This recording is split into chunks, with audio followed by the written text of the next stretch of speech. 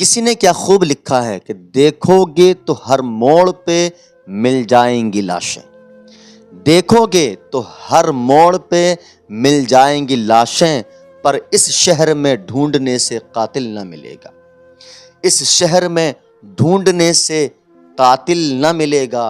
और कातिल ने जिस सफाई से धोई है आस्तीन, कातिल ने जिस सफाई से धोई है आस्तीन, उसको खबर नहीं कि लहू बोलता भी है। उसको खबर नहीं कि लहू बोलता भी है।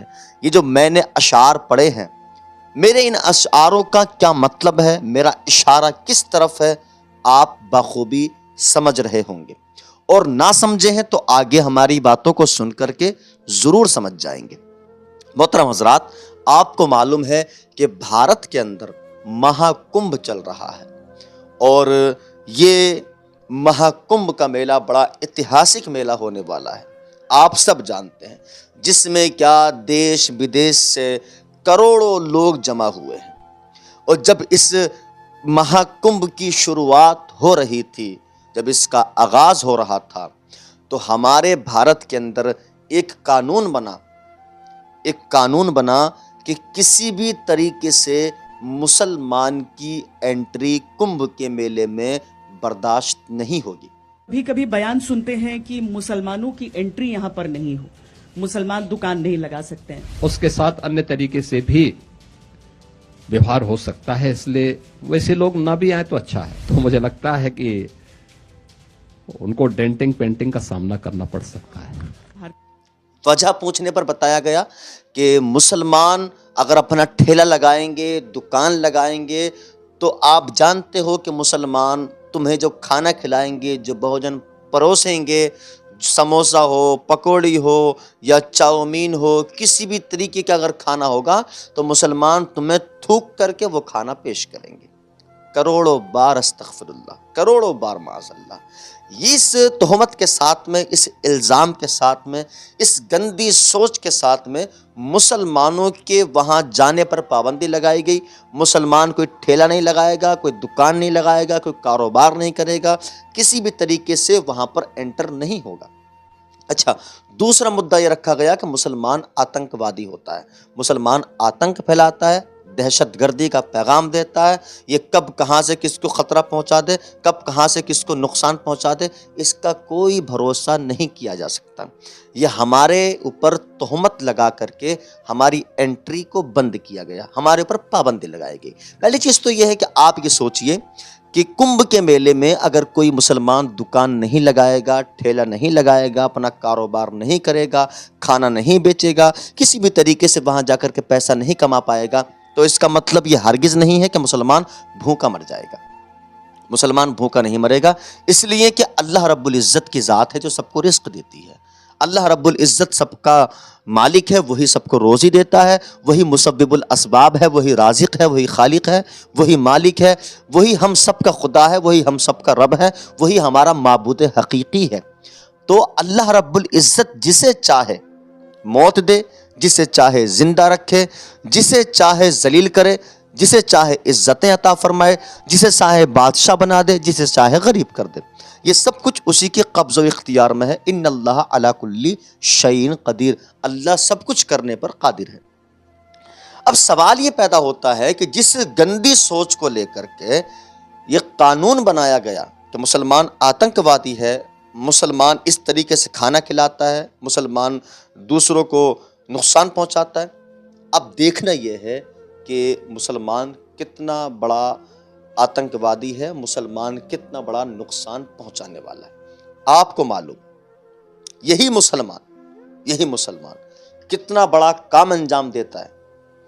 जब कुंभ के मेले में भगदड़ मची, खतरनाक भगदड़, जब लोगों की जान खतरे में आ गई, लोग भूखे प्यासे तड़पने लगे, सर्द रातों में बिना छत के रह रहे थे, उनके तमाम जो आशियाने थे, जो रहने की जगहें थीं, तबाह बर्बाद हुई, लोग बिना छत के हो गए, भूखे प्यासे हो गए, उनके खाने ख़त्म हो गए, पीने के लिए पानी मैसर नहीं, ओढ़ने के लिए कंबल मैसर नहीं, बिछाने के लिए बिस्तर मौजूद नहीं है, पहनने के लिए सही कपड़े मौजूद नहीं है। ऐसे वक्त में जिन मुसलमानों पर तोहमत लगाई जा रही थी, जिनकी एंट्री पर पाबंदी थी, जो कुंभ के मेले में कोई कारोबार नहीं कर सकते थे, जब उन मुसलमानों को खबर मिली कि ऐसा कुछ हो चुका है, तो वो मुसलमान कांधे से कांधा मिला करके ऐसे पुरखतर माहौल में कूद चुके हैं, ऐसे मैदान में कूदे हैं जिसमें क्या बड़े बड़े दिलेरों की भी हिम्मत नहीं हो रही थी कि इस मैदान में कूद करके इनकी मदद की जाए। लेकिन वहां पर यही अब्दुल, वहां पर यही मुसलमान, वहां पर यही दाढ़ी टोपी वाले कांधे से कांधा मिलाकर आगे बढ़ते हैं, और जो वहां पर दबिश में रह रहे थे, जो वहां पर भगदड़ की वजह से परेशान हो चुके थे, जिनके खाने पास में नहीं थे, जिनके लिए पानी मौजूद नहीं था, जिनके लिए बिस्तर मौजूद नहीं थे, जिनके लिए कपड़े मौजूद नहीं थे, जो मजलूम थे, जो पिच रहे थे, जिनकी जान पर खतरे मंडरा रहे थे, जो शदीद बीमार हो चुके थे, उन तमाम लोगों को मुसलमानों ने अपने साथ में लिया और अपने घरों में लेकर के आए। जब देखा कि घरों में जगह बाकी नहीं है, तो मदरसों को खोल दिया गया, मस्जिदों को खोल दिया गया, जिसको भी जगह मिले, जहाँ पर जगह मिले वहाँ पर जाके अपना सामान रखे और अपने लिए आराम का एहतमाम करे। और जिनके पास कंबल नहीं उनको कंबल दिया गया, जिनके पास में खाना नहीं उनको खाना दिया गया, जिनके पास में पानी नहीं उनको पानी दिया गया। पूरे तरीके से मुसलमानों ने वहाँ पर पहुँच करके हिंदू भाइयों की मदद की है। तो मैं पूछना चाहता हूँ कि मुसलमान ही है जो कभी किसी अंजाम की परवाह नहीं करता। अगर कोई परेशान होता है, कोई मुसीबत में होता है, अगर कोई गम में मुब्तला होता है, किसी को अगर दर्द होता है, तो मुसलमान चाहता है कि उस दर्द को मैं अपना दर्द समझूं, उसकी परेशानी को अपनी परेशानी समझूं, उसकी मुसीबत को अपनी मुसीबत समझूं, मैं उसकी मदद करूं, उसकी हेल्प करूं। और ऐसा ही हुआ है। सरकार इस बात को देख करके, या कोई भी वो नफरती इंसान जो हिंदुस्तान के अंदर नफरत फैलाने की कोशिश करता है, इन बातों को देख करके, इन मुसलमानों के कारनामों को देख करके अगर वो नज़रअंदाज करता है, तो उससे बड़ा महा बेवकूफ़ और उससे बड़ा एहसान फरामोश कोई हो ही नहीं सकता है। और एक बात और सुनिए, मुसलमानों ने ये जो काम किया है ना, सिर्फ अल्लाह की रज़ा के लिए किया है, अल्लाह की रज़ा के लिए।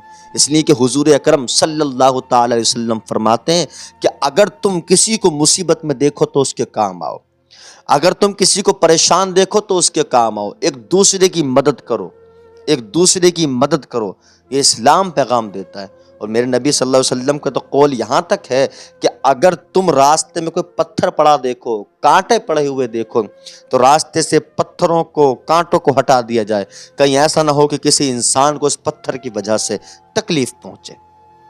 यहाँ पर जो ये वाकया हमें देखने को मिला है, इस वाकये को सुनने के बाद आप लोग अपनी अपनी कमेंट में राय ज़रूर रखेंगे, और ज़्यादा से ज़्यादा अपने दोस्तों में इस वीडियो को शेयर करें और कहें कि कमेंट में अपनी राय ज़रूर रखें। और मैं उन लोगों से कहना चाहता हूं जो नफ़रत फैलाने की कोशिश करते हैं, जो हमारा ये भाईचारा है, हिंदू मुस्लिम सिख ईसाई भाईचारा, इसको जो तबाह बर्बाद करने की कोशिश करते हैं, खुदारा इस माहौल को बर्बाद ना करें। इस भारत देश को, ये एक सेकुलर देश है, इसको बर्बाद करने की कोशिश ना करें, इसके माहौल को ख़तरनाक ना बनाएं, एक दूसरे के अंदर नफ़रत ना फैलाएं। कोशिश करें कि आपस में कांधे से कांधा मिला करके चलें। अगर कोई परेशान है उसकी परेशानी में काम आए, कोई मुसीबत में है तो उसकी मुसीबत में उसके हमदर्द बन के सामने आ जाओ। मेरा यकीन है कि अगर हम इंसानियत की नज़र से, इंसानियत की तकाज़े से अगर अच्छे इंसान बनकर किसी इंसान की मदद करेंगे, तो अल्लाह तबारक व तआला हमें इसका अजर व सवाब ज़रूर अता फरमाएगा। व आखिर दावाना अल्हम्दुलिल्लाहि रब्बिल आलमीन। मौनी अमावस्या के मौके पर महाकुंभ में आस्था की डुबकी लगाने वाले श्रद्धालुओं की भीड़ से प्रयागराज शहर जब पट गया था, तो यहाँ की इबादत गाहों के, मस्जिदों के, दरगाहों के दरवाजे भी श्रद्धालुओं की खिदमत के लिए खोल दिए गए थे। तमाम श्रद्धालु इन इबादत गाहों में रुके हुए थे, वहां लगातार इनकी सेवा की जा रही थी, इन्हें भोजन दिया जा रहा था, चाय नाश्ता दिया जा रहा था, पानी दिया जा रहा था, जो बीमार थे उनको दवा मुहैया कराई जा रही थी। और उस वक्त जो सारे के सारे भेद थे मंदिर मस्जिद के वो मिट गए थे। पूजा पद्धति के तरीकों के जो भेद होते हैं वो सारे मिट गए थे। और इस वक्त हम मौजूद हैं प्रयागराज शहर के चौक इलाके की जामा मस्जिद में। इस जामा मस्जिद में जो है शहर की ये सबसे बड़ी मस्जिद है। एक साथ हजारों लोग यहाँ पर जुमे के दिन नमाज अदा करते हैं। और आपको बता दें कि तमाम श्रद्धालु यहाँ इस मस्जिद में, ये जो जगह आप देख रहे हैं, सीढ़ियां देख रहे हैं, बाहर की ये बाउंड्री देख रहे हैं, और पूरा जो हिस्सा है ये श्रद्धालुओं की भीड़ से पटा हुआ था। और सिर्फ भीड़ से पटा हुआ नहीं था, बल्कि यहाँ खिदमत के साथ उनको जो है वो उनका सम्मान करते हुए उनको यहाँ पर ठहराया गया था। उनको पानी दिया जा रहा था, खाना दिया जा रहा था, और लोग इन मस्जिदों में पनाह लिए हुए थे और ट्रेन पकड़ने का, रास्ते खुलने का इंतजार कर रहे थे। हम यहाँ के लोगों से जानना चाहते हैं कि किस तरीके के इंतजाम आप लोगों ने 3 दिनों तक यहाँ मस्जिदों में, इबादत गाहों में किए। क्या नाम है? मैं आसिफ इसी जामा मस्जिद का दुकानदार हूँ। और जिस वक्त यहाँ पे भीड़ का जो एक रेला चला, उसको देखते हुए हम लोग ने मस्जिद का दरवाज़ा खोल दिया। जिसका जैसे जी चाहे यहाँ पे आके लेटे बैठे, पानी पिए, खाना खाए, नाश्ता करे। और सबसे बड़ी चीज़, हम लोग यहाँ पे, हमारे यहाँ ना कोई हिंदू, ना कोई मुसलमान, ना कोई जाति वाती वाला कोई बात ही नहीं है। हम सब व्यापारी यहाँ ठटेरी बाजार के भी हमारे दुकानदार और जामा मस्जिद के भी दुकानदार, हम लोग ने सब मिल करके सबकी सेवा किया। और आज ही नहीं, भविष्य में जब भी ऐसी जरूरत होगी, हम सारे व्यापारी यहाँ पे ये नहीं सोचते कि हम क्या हैं। पहले तब ये पैगाम देना चाहते हैं कि जो श्रद्धालु महाकुंभ आना चाहते हो आए। सड़कों पे जगह नहीं मिलेगी, खुले आसमान के नीचे जगह नहीं मिलेगी, तो इबादत गाहों के दरवाजे उनके लिए खुले हुए हैं। देखिए और भी लोग हैं, उनसे भी बात कर लेते हैं। सर क्या नाम है आपका? मोहम्मद फैयाज नाम। फैयाज साहब, ये बताइए कि किस तरीके से आप लोगों ने जो कुंभ नहाने के लिए श्रद्धालु आए हुए थे उनके लिए अपने दरवाजे खोल दिए, किस तरीके से आप लोगों ने उनकी खिदमत की? भाई हम लोगों ने जो हो सका बहुत कुछ किया। यही पहचान है कि मतलब कम से कम हम गए प्रयाग में तो लोगों ने हमारी इज्जत खातिर किया। ये बहुत कम है क्या है, यही बहुत ज्यादा है। अच्छा, जब लोग यहाँ से जा रहे थे, जैसे तमाम मस्जिदों के, तमाम दरगाहों के, इबादत गाहों के दरवाजे खोल दिए गए थे, तो जो लोग यहाँ पर रुके हुए थे, जब वो जा रहे थे वापस लौटते हुए, तब उनके मन में क्या था? किस तरीके की बातें आप लोगों से करके गए वो लोग? तब तो हम अब यहाँ से दूर से अलग थे, हम वहाँ के बाद कुछ नहीं बता सकते आपको। अच्छा, और लोग हैं, हम उनसे बात कर लेते हैं, वो बता देंगे। ये बताइए, जब लोग यहाँ से वापस जा रहे थे तो किस तरीके से आप लोगों का शुक्रिया अदा कर रहे थे? क्या कुछ बोल रहे थे, क्या बता रहे थे? ये प्रयागराज जंक्शन, इलाहाबाद प्रयागराज के हम लोग दुकानदार हैं जामा मस्जिद के। हम लोगों ने 24 घंटा खड़े होकर के सेवाएं की, रास्ता बताया गया और उनका स्वागत किया। जामा मस्जिद के दरवाजे खोल दिए गए आराम करने के लिए कि आप आवें, और बहुत ही खुश होकर के गए हैं श्रद्धालु। और इस तरीके की हम लोगों में कोई भेद भावना नहीं है, हम लोग सब एक हैं। इसी जामा मस्जिद का भी यही पैगाम है और कोई ऐसी बात नहीं। बहुत अच्छा त्यौहार हुआ, जिस तरीके से जन सैलाब गंगा जमुना तहजीब के साथ लोग आए और बड़ी अदब, बड़े सुकून के साथ गए हैं। आगे भी अभी तो तमाम स्नान पर्व बाकी, 3 स्नान पर्व बाकी हैं, जरूरत पड़ेगी तो फिर से इबादत गाहों के दरवाजे खुलेंगे एक बार। नमस्कार, मेरा नाम जैद खान है और मैं इलाहाबाद के जामा मस्जिद के नीचे खड़ा हुआ हूँ और यहाँ पर हमारी दुकान भी है। ये हमेशा से जो है ये गंगा जमुना की तहजीब रही है यहाँ पर।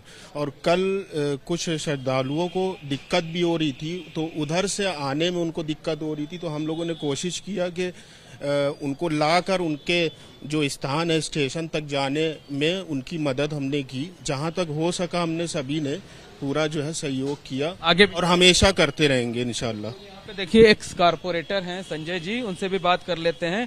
संजय भाई, बताइए कि आजकल तो बड़ा बताया जाता है हिंदू मुसलमान ये वो, तो मतलब जो बातें की जाती वो सब यहाँ पे दावे वो सब टूट गए, जो है वो आप लोगों ने अनूठी मिसाल पेश की। ये धर्म की आस्था थी।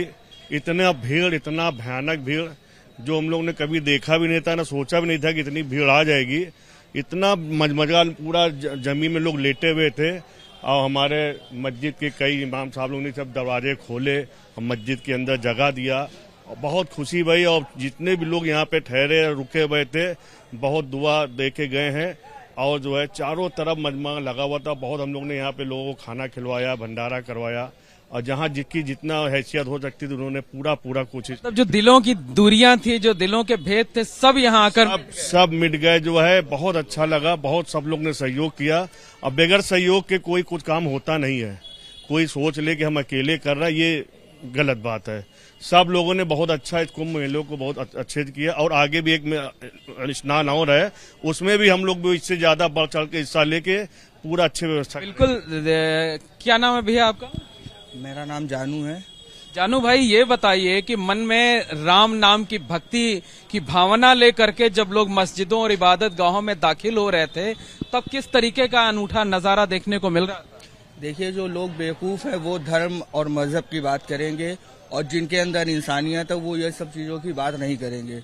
इबादत गाह चाहे वो मस्जिद हो, चाहे वो मंदिर हो, चाहे वो चर्च हो, चाहे वो गुरुद्वारे हो, जिस बंदे के अंदर भी इंसानियत नाम की चीज है उनको इन सब चीजों से कोई मतलब नहीं है। और इस शहर प्रयागराज में और ये चौक का एरिया, यहाँ हिंदू, मुसलमान, सिख, ईसाई मतलब केवल एक नाम का है।